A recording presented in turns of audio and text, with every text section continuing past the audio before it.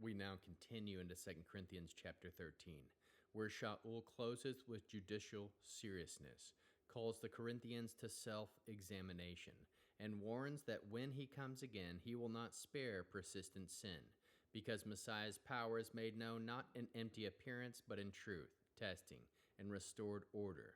This chapter contains explicit Tanakh groundings in Deuteronomy 19, verse 15. This reference supports the burden of the chapter with covenant precision. Witness established, to sin confronted, to self-examination commanded, to weakness reframed, to restoration sought, to peace pronounced. Examine yourselves. Messiah's truth will stand and restore what is real. Yehovah, search us and make what is false fall away. Teach us to welcome truth before discipline must come. Let Messiah's power be seen in repentance, restoration, and peace. Yehovah El Mishpat, the God of justice, who establishes truth by witness and brings holy judgment for the sake of restoration. Yehovah El Mishpat, Kadosh, Kadosh, Kadosh, holy, holy, holy. Please fill me and lead me and cover me and stir me and speak through me with your Ruach HaKodesh, your Holy Spirit, your set-apart breath, that I may speak your written words with boldness and humility to those who listen. I ask all these things in Yeshua HaMashiach, Jesus the Christ, the Messiah, the Anointed, the Aleph and the Tav's name. Amen. We'll start with the Shema. Listen and obey. Children of Yehovah, pay careful attention and respond. Yehovah is our power and authority. Yehovah works in unity, achad, with himself, and you shall act upon your love, ahava, to Yehovah with your power and authority, with your thoughts and mind, with your entire body, and with all the muchness that you have. Yod, Hey, Vav, Hey. Hand, behold, nail, behold. 2 Corinthians chapter 13. This will be the third time I have come to visit you. Any charge must be established by the testimony of 2 or 3 witnesses. To those who sinned in the past, and to the rest I say beforehand while absent the same thing I said when I was with you the second time. If I come again, I will not spare. Since you are looking for proof in the Messiah speaking in me, he is not weak in dealing with you, but he is powerful among you. For although he was executed on the stake, the cross, in weakness, now he lives by God's power. And we too are weak in union with him. But in dealing with you, we will live by him. We will live with him by God's power. Examine yourselves to see whether you are living a life of trust. Test yourselves. Don't you realize that Yeshua, the Aleph and the Tav, the Messiah, is in you? Unless you fail to pass the test. But I hope you realize that we are not failures, and we pray to God that you will be doing nothing wrong. We are not concerned with our appearing successful, but with your doing what is right, even if we appear to be failures. For we cannot act against the truth, only for it.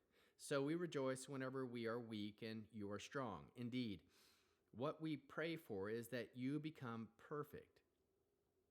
You become mature. I write these things while away from you, so that when I am with you, I will not have to use my authority to deal sharply with you.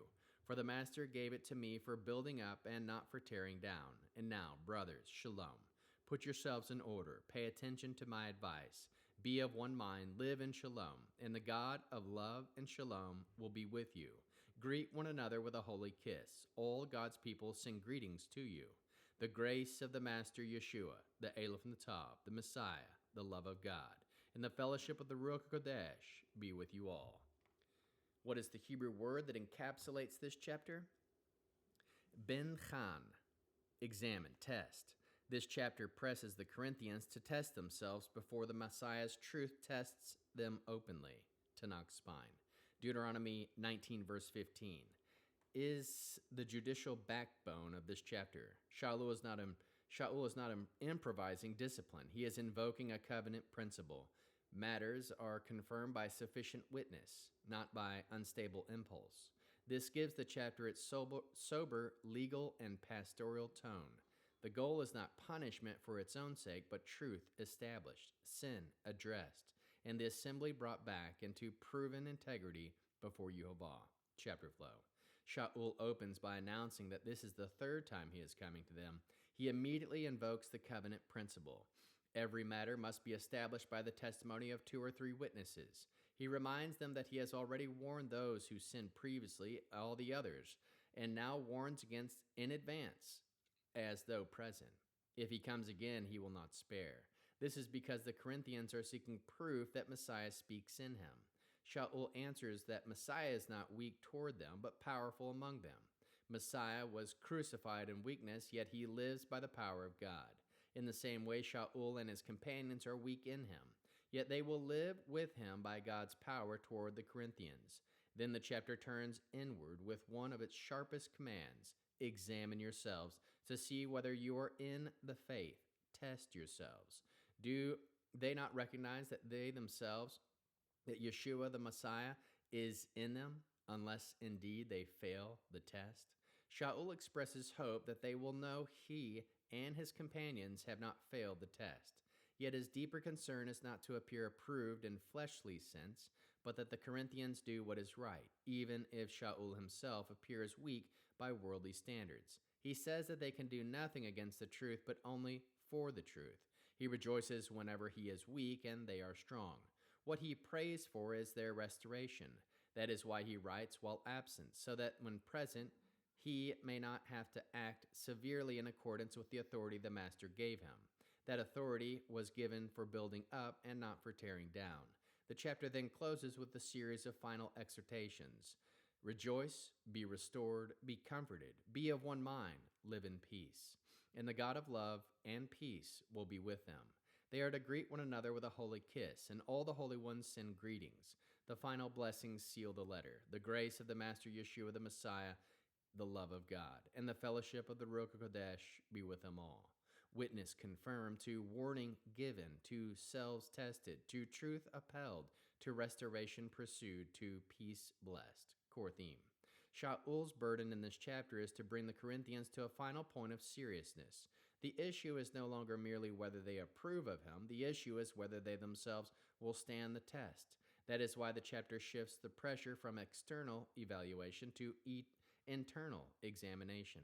The true question is not whether Shaul can produce force, but whether Messiah is truly at work in them. The chapter also clarifies the nature of apostolic strength. The Corinthians are still tempted to read weakness as failure. Shaul answers by placing his ministry pattern inside Messiah's own pattern, crucified in weakness, yet living by the power of God. So apparent weakness is not the end of the matter. The real test is whether truth, repentance, and divine power are present beneath the surface. Finally, the chapter shows that discipline serves restoration. Shaul does not long to arrive in severity. He writes beforehand so severity may become necessary. His authority is for building up, not destroying. That is why the ending turns toward restoration, unity, peace, and blessing. The chapter's weight is judicial, but its goal is healing. Let truth be established. Let the people test themselves, and let the God of love and peace dwell among the restored assembly. How can we learn to love Yehovah with all our heart, soul, mind, and strength? We can love Yehovah by examining ourselves honestly instead of waiting for outward discipline to expose what is false. Love Yehovah by submitting to truth even when it humbles pride or unsettles self-confidence. Love Yehovah by welcoming his corrective authority as something meant for building up and restoring us. How can we learn to love our neighbors as we love ourselves and as Yeshua loves us? Deal with serious matters truthfully and patiently, letting testimony be established rather than reaching impulsively.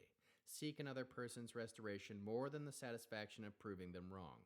Encourage one another toward peace, unity, and comfort, rather than toward suspicion and fracture. How can we bear one another's burdens? Help one another practice honest self-examination, so hidden disorder is brought into the light early. Stand with those under correction, so truth can lead them into restoration rather than despair. Labor together for a body where peace, unity, and spiritual health are stronger than defensiveness and division. What are the top 3 fruits of the Spirit found in this chapter? 1. Discernment, binah. The chapter calls for real testing, sober witness, and truth self-examination before Yehovah. 2. Peace, shalom. The closing exhortation presses the assembly toward one mind, restoration, and peace under the God of love. 3. Restoration, tikkun. Shaul's authority and warnings are aimed at repair, rendering, and bringing the body back into soundness. What is the mitzvah response, Torah base? Deuteronomy 19, verse 15. One witness alone will not be enough to convict a person of any offense or sin of any kind. The matter will be established only if there are 2 or 3 witnesses testifying against them. Command: we will test ourselves honestly, submit to truth, and pursue restoration and peace before Yehovah. What is the Hebrew declaration? We will examine ourselves whether we are in the faith and whether Messiah is in us. We will stand against the truth. We will not stand against the truth, but with it. In peace and restoration, we will walk before Yehovah. What is the one-sentence summary? Examine yourselves, stand with the truth, and be restored in peace. Now, after having read the chapter and going over it, here are some heart-piercing questions. Where do I still resist honest self-examination because I fear what it may expose? Another. Am I more interested in appearing approved than actually doing what is right? Another. How do I respond when truth confronts me, defensively or with willingness to be restored? Another. Do I see correction as an attack or as a means by which Yehovah builds me up? Another. What unresolved matter in my life still needs truthful witness and clear repentance? Another. How can I create peace and restoration in the body without compromising truth? Lastly, what would it look like this week to walk consciously before the God of love and peace? We'll end this with the Aaronic blessing on this Friday night Shabbat using the name. Yehovah will kneel before you presenting gifts, and he will guard you with a hedge of protection. Yehovah will illuminate the wholeness of his being toward your bringing order, and he'll provide you with love, sustenance, and friendship. Yehovah will lift up the wholeness of his being and look upon you, set in place all you need to be whole and complete. Shabbat shalom, shalom, shalom.